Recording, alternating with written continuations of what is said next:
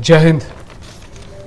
मुझे नहीं पता कि ये वीडियो जो है स्क्रॉल करते करते अचानक आपके सामने आ गया, या आप इस चैनल के सब्सक्राइबर हो, या फिर किसी देशभक्त ने आपको ये मैसेज फॉरवर्ड किया है फेसबुक पे, इंस्टाग्राम पे, ट्विटर पे, व्हाट्सएप पे या किसी और माध्यम से। अगर आप इस वीडियो को देख रहे हो तो आपसे मेरी बस एक छोटी सी विनती है कि इस वीडियो को लास्ट तक पूरा देखिएगा और हमारे देश के एक जवान को इंसाफ दिलवाने में अपना योगदान प्लीज़ दीजिएगा।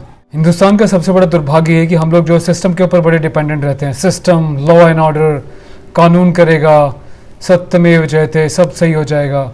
बहुत सारे ऐसे एग्जांपल्स हैं जहाँ पे कानून की दुहाई देते देते लोग जो है पूरी ज़िंदगी बिता देते हैं, मर जाते हैं, उनको फिर भी इंसाफ नहीं मिलता। और मुझे बड़ा प्राउड है कि लोगों को, देश के जवानों को इस चैनल के ऊपर, रॉयल सोल्जर ऑन यूट्यूब, इतना विश्वास है कि अपना दुख नीचे से लेके ऊपर तक हर जगह पे, हर स्तर पे बता चुके होते हैं। जब उन्हें कोई सहायता नहीं मिलती, ना कोई उनकी मीडिया हेल्प करता, तो जो है इस चैनल पे मुझे कांटेक्ट करते हैं। मुझे नहीं, मैं अकेला कोई नहीं होता किसी को इंसाफ दिलवाने वाला। मेरी ताकत आप हैं जो इस वीडियो को देख रहे हैं।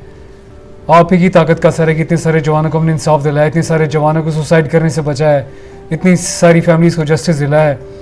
और मुझे पूरा विश्वास है कि रॉयल सोल्जर फैमिली, जितने भी देशभक्त इस चैनल से जुड़े हुए हैं, जो अपने देश के जवानों का सम्मान करते हैं, अपने देश के तिरंगे का सम्मान करते हैं, जो भारत माता की जय का मतलब समझते हैं, वो हमेशा से इस चैनल पे, वो हमेशा से अपने जवानों का साथ देते आए हैं और हमेशा से साथ देते रहेंगे। पहले इस क्लिप को देखिए, उसके बाद मैं आपको आगे बताता हूँ कि मुद्दा क्या है। ये सबका नमस्कार है। मेरे टीवी देखने वालों को और सुनने वालों को नमस्कार है। मेरा नाम है कोटा वीरा राजी है। मैं आंध्र प्रदेश का रहने वाला हूँ। मैं 87 में सीआरपीएफ में भर्ती हो गया था। मैं 1987 में भर्ती हो गया था। 1993 में मेरे को डिसमिस किया हुआ था। ये 3 पॉइंट में आप लोग को मैं बताना चाहता हूँ। एक पॉइंट में ये बताते हैं, छुट्टी से मैं बटालियन में आया हो तो 3 महीने का सस्पेंड किया, 5 दिन का क्वार्टर गार्ड किया। ये दूसरा पॉइंट है। मैं 2 महीने छुट्टी काट के आते वक्त वो रेलवे टिकट का मैं वो पुराना डेट में नहीं काट के नया डेट में आया बोल के मेरे को वो सिर्फ 135 रुपीज़ के अंदर मेरे को वो गलती बोल के मेरे को डिसमिस किया। और तीसरा पॉइंट यही है, 1993 में मेरे को जो 7 साल नौकरी किया, 7 साल नौकरी करके मेरे को डिसमिस बेस से वक्त मेरा जो सर्विस में कटा हुआ पैसा, जो जीपीएफ हो, प्रोविडेंट फंड हो, मेरा एक स्टडी सर्टिफिकेट हो, नहीं तो मैं 7 साल का नौकरी किया वो सर्विस सर्टिफिकेट हो, मेरे को एक भी 93 से लेकर 2020 तक मेरे को दिया भी नहीं। ये कहानी अभी आपको बताते हैं। मैं सीरियस था, 2 महीने छुट्टी के लिए गया था। 2 महीने छुट्टी जाने के बाद 15 दिन बाकी है, वो रिटर्न आते वक्त मेरे को जॉइंटिस हो गया और फीवर हो गया था ज़्यादा। हॉस्पिटल में गया, डॉक्टर ब्लड चेक करके मेरे को बोला तेरे को ये जॉइंटिस है और टाइफाइड बोल के बोला, तुम 40 से लेकर और 50 दिन तक तुम रहना मांगते हैं, रेस्ट में रहना मांगते हैं, नहीं तो ज़्यादा बढ़ेगा बोल। उसी टाइम मैं क्या किया और जी टेलीग्राम भेजा था और एक लेटर बनाया था और डिपार्टमेंट में भेजा, डिपार्टमेंट में दिया था। फिर डिपार्टमेंट में देख के मैं भेजा, वो डिसिप्लिन एक्शन बोल के उसके ऊपर मैं सबूत भी दिया था, उनको रिसिप्ट भी दिया, वो कुछ नहीं मांगता है बोल के मेरे को डिसमिस किया और सस्पेंड किया। और डिसमिस के लिए जो रेलवे वारंट, ये पालकोल रेलवे स्टेशन में मैं काउंटर फाइल में दिया था। ये लेट है क्या बोला था, लेट है बोला साला उसने। फिर क्या करेगा, कभी जाता है बोला, आज ही जाता हूँ बोला। वो रेलवे क्लर्क ने मेरे को वो टिकट का बना के क्या सिर्फ 135 रुपीज़ उसका वैल्यू है, ये टिकट का वैल्यू है। वो मेरे को पालकोल से लेके लुधियाना तक एक टिकट बना के दिया। वो टिकट से लेके मैं बटालियन पहुंच गया। ये टिकट का काउंटर फाइल और मेरा मेडिकल सर्टिफिकेट, फिटनेस सर्टिफिकेट, जो दवाई का है वो सर्टिफिकेट, और मेरा जो भी हो उधर हेडक्वार्टर में जमा किया।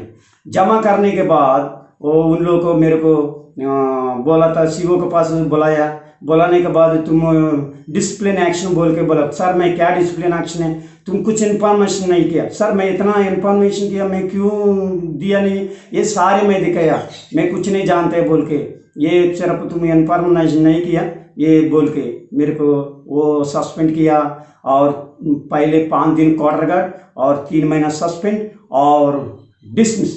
डिसमिस में क्या है, 1993 में मेरे को डिसमिस किया, वो रेलवे वारंट का ब्लेम बना के, नहीं सिर्फ 135 रुपीज़ के अंदर 7 साल नौकरी किया। 7 साल नौकरी के अंदर मेरे को जो सर्विस का पैसा, GPF हो, प्रोविडेंट फंड हो, मेरा स्टडी सर्टिफिकेट हो, नहीं मैं 7 साल सर्विस किया वो सर्विस सर्टिफिकेट हो, मेरे को 2020 तक मेरे को दिया नहीं है, उनका पास ही रखा। मैं घर में वो बेच दिया, घर में आ गया।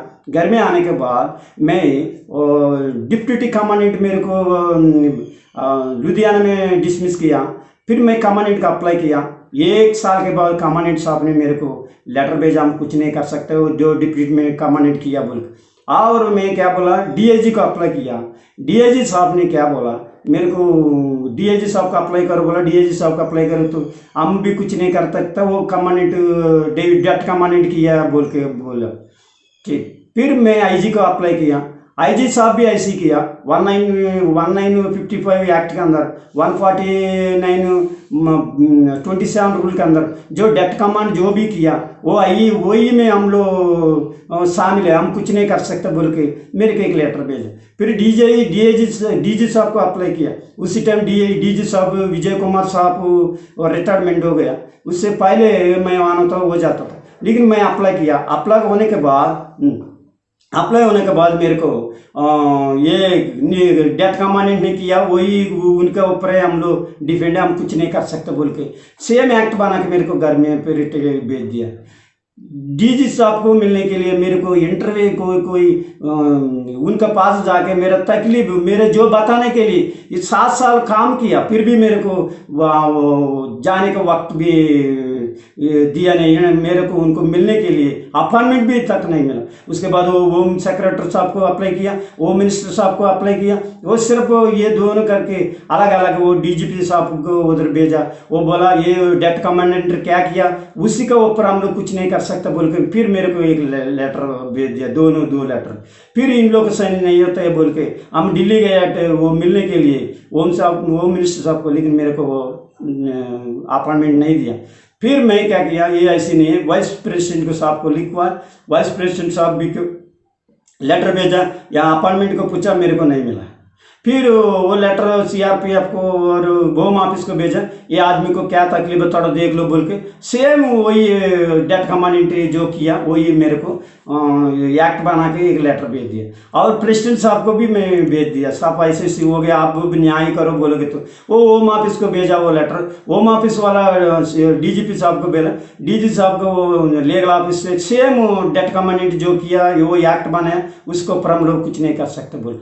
क्या साहब मैं 7 साल नौकरी किया, मेरे को आप लोग न्याय करने के आपको पास नहीं आएगा तो मैं किसके पास जाऊंगा। मैं मेरे को इतना साल में काम किया, मेरे को कुछ मेरा जो भी देना आज तक भी नहीं दिया, मेरा गर्दन में पाम रख के जमीन पर रगड़ दिया आप लोग, मेरा जिंदगी बर्बाद कर दिया। वो 135 रुपीज़ के लिए, 135 रुपीज़ के लिए, 135 रुपये के लिए मेरा जिंदगी बर्बाद करने के लिए ये क्या है साहब। मैं छोटा उम्र में ये हम नौकरी में मैं वो आ गए, आप लोग नौकरी करने के लिए, देश का रक्षा करने के लिए।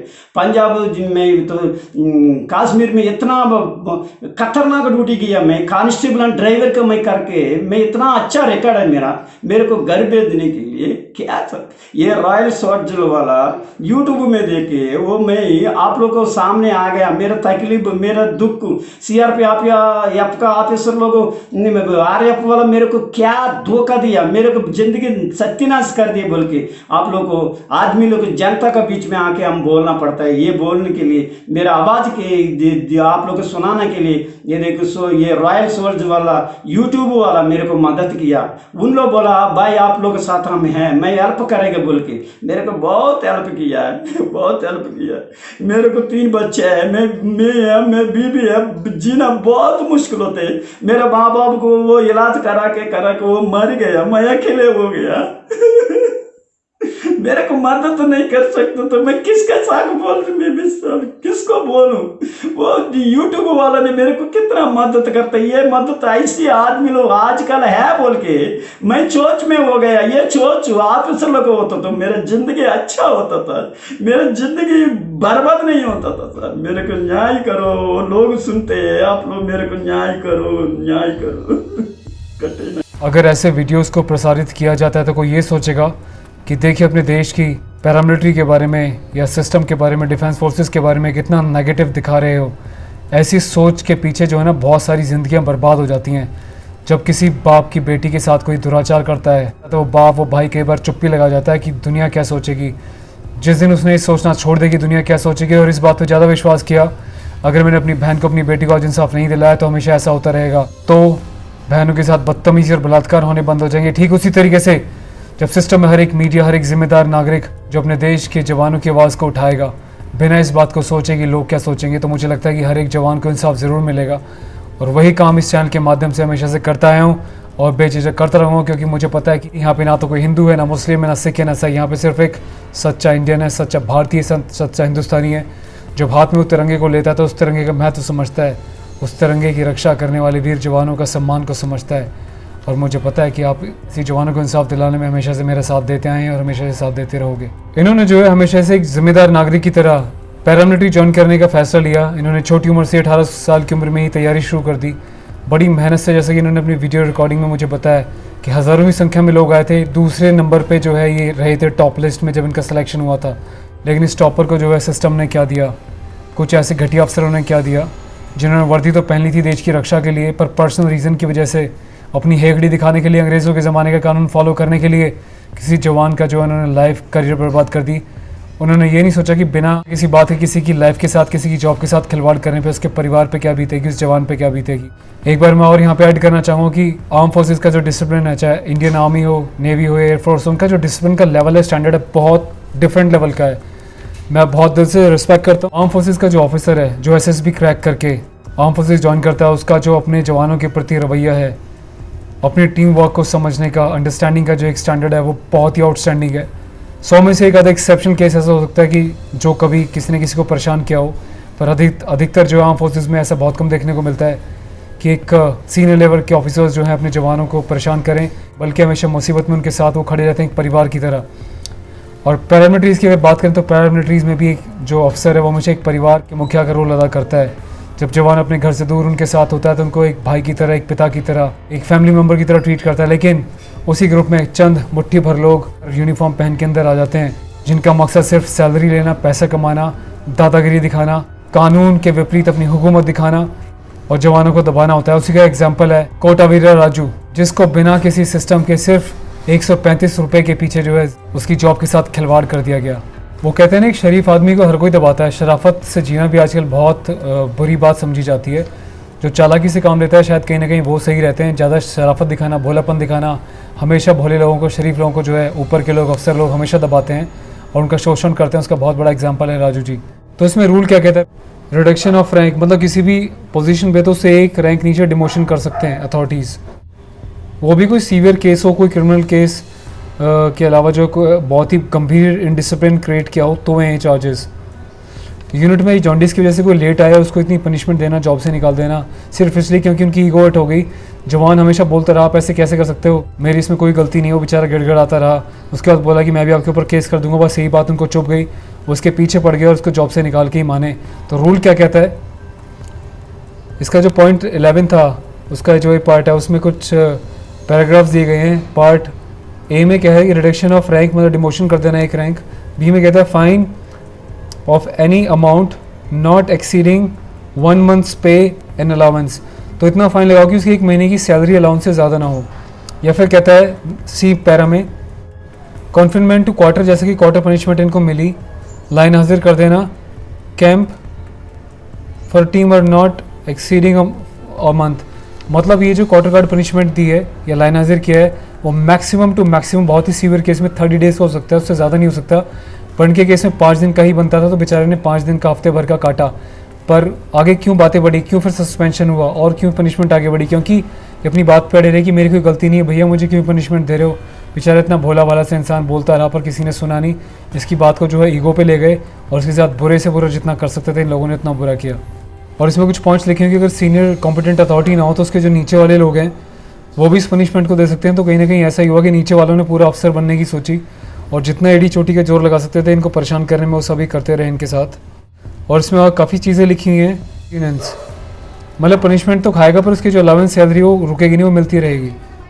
दुर्भाग्य की बात यह है कि इनको ज़बरदस्ती फोर्स के आगे इनको बोला गया कि हमारे हिसाब से जो भी चीज़ें उस पर साइन करो और तुम टर्मिनेट होते हो, डिसमिस होते हो। इन्होंने बोला कि मेरे ऊपर जो है आप गलत चार्जेस नहीं लगा सकते, मैं कोई साइन नहीं करूँगा। ये अपनी बात पे अड़े रहे और इन्होंने साइन नहीं करा, जिसका इनको क्या मिला में इनको पैरामिलिट्री ने। तो जवान के इन्होंने आज तक डॉक्यूमेंट्स वापस नहीं दिए इनके एजुकेशन क्वालिफिकेशन के, ना ही इनको कोई बेनिफिट्स दिए हैं EPF के, इनके बाकी पेंशन के, ना कुछ। और इन्होंने पर्सनली मुझे रो रो के इतनी बातें बताई कि सर आपको क्या बताऊं, इनके सर्टिफिकेट में लिखा हुआ हिंदू हैं, ये SC कैटेगरी से बिलोंग करते हैं। तो कहीं ना कहीं इनको शोषित किया गया, प्रताड़ित किया गया। इंसानियत के साथ जो है बहुत बड़ी गद्दारी करी है ऐसे ऑफिसर्स ने। इनको कोई जॉब नहीं मिली क्योंकि इनके पास कोई पेपर नहीं थे, कोई डॉक्यूमेंट नहीं थे, इनके पास कोई एक्सपीरियंस सर्टिफिकेट नहीं था जो वहाँ से इशू हुआ था। तो बेचारे ने अपने बीवी बच्चों को पालने के लिए जैसे तैसे मेहनत मजदूरी करी, नालियाँ साफ़ करी। और मैं आपको क्या बताऊँ, अभी सुन रहे होंगे, इन्होंने मुझे बोलने में मेरा दिल ना फट रहा है जो एक जवान के साथ हुआ है, मेरे देश के जवान के साथ। इन्होंने बेचारों ने घास तक, पत्ते तक, मिट्टी तक खाई है मियाँ बीवी ने, और रो रो के अपने बच्चों को सुलाया, खुद भूखे रहे हैं, अपने बच्चों का पेट भरा है। ऐसा हाल मेरे देश में एक जवान का हो सकता है, मैं कभी सपने में भी नहीं सोच सकता था। और मुझे बहुत दुख होता है अपने सिस्टम पे जो एक बस गोल गोल गोल गोल घुमाते रहते हैं। बहुत पहले एक मैंने मूवी देखी थी, इसमें सनी देओल कहता है हमारे हिंदुस्तान में बस तारीख पे तारीख मिलती रही है माय लॉर्ड, लेकिन इंसाफ नहीं मिला। तो वही यहाँ पे होता है, यहाँ पे बेगुनाहों को, बेकसूरों को बस तारीख पे तारीख मिलती रहती है, बिना कसूर के वो जेल में पड़े रहते हैं। और ऐसे चंद अफसर जो है अपनी अफसरी दिखाने के लिए अंग्रेज़ों के टाइम के लॉ एंड ऑर्डर को फॉलो करते हुए उनकी जॉब तक खा जाते हैं। और ऐसे लोगों के परिवार, इनके बच्चे, इनकी संतान कभी खुश नहीं रह सकती। इस बात को ये लोग हमेशा याद रख लें। तो ये तो यार हमारे देश का सिस्टम है, यहाँ पे बस कहने वाली बातें हैं, लोग कहते हैं, बड़ी बड़ी बातें करते हैं, पर जो ग्राउंड रियलिटी है वो कुछ और ही है। हमारे देश के प्रधानमंत्री मोदी जी का जब ये रूप देखता हूँ तो सीना जो है और चौड़ा हो जाता है। लगता है कि हाँ, फोर्सेस के साथ, देश की सेना के साथ, पैरामिलिट्रीज़ के साथ, पुलिस के साथ एक PM खड़ा है जो हमेशा से उनकी सपोर्ट करेगा। और दूसरी तरफ जब ये दूसरा चेहरा देखते हैं तो सारी बातें धूमिल लगने लगती हैं, एक बहुत बड़ा क्वेश्चन मार्क लगने लगती हैं। क्या सच में मेरा देश ऐसा है? क्या सच में हमारा सिस्टम ऐसा है जो यहाँ पे जवानों को इंसाफ नहीं मिलता और वो ज़िंदगी भर ऐसे ही रोते बिलखते हुए अपनी सांसें तोड़ देते हैं? तो रॉयल सोल्जर चैनल और YouTube परिवार से जुड़े हुए जितने भी यहाँ पे भाई बहन जितने भी लोग हैं, आपसे मेरी हाथ जोड़ के विनती है, हाथ जोड़ के रिक्वेस्ट है, प्लीज़ अपने देश के जवान के लिए सपोर्ट कीजिएगा। इनको ज़्यादा से ज़्यादा जहाँ पे जितना भी हो सकता है इस वीडियो को शेयर कीजिएगा। मैं चाहता हूँ इनकी जो दुख है आगे तक पहुँचे।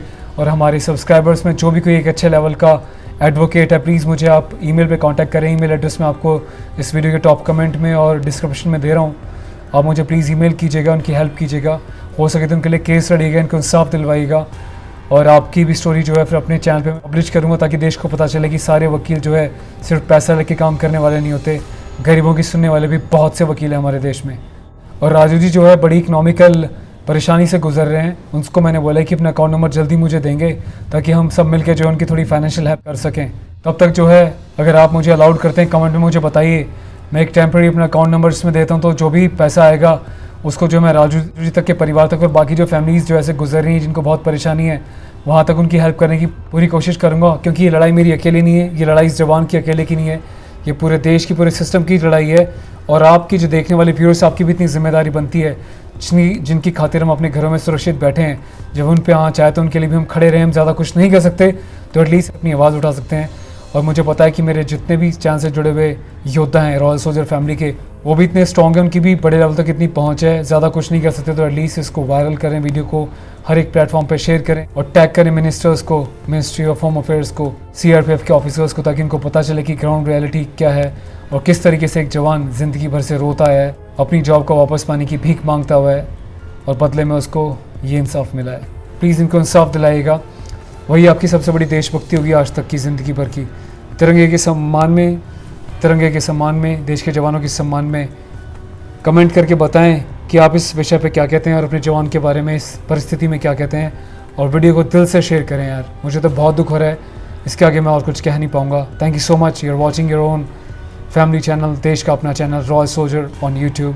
जिसकी प्रायोरिटी जवानों को इंसाफ दिलाना है और उनकी ऐसी परेशानियों को हाईलाइट करना है। और आपका साथ देने के लिए दिल से बहुत बहुत धन्यवाद।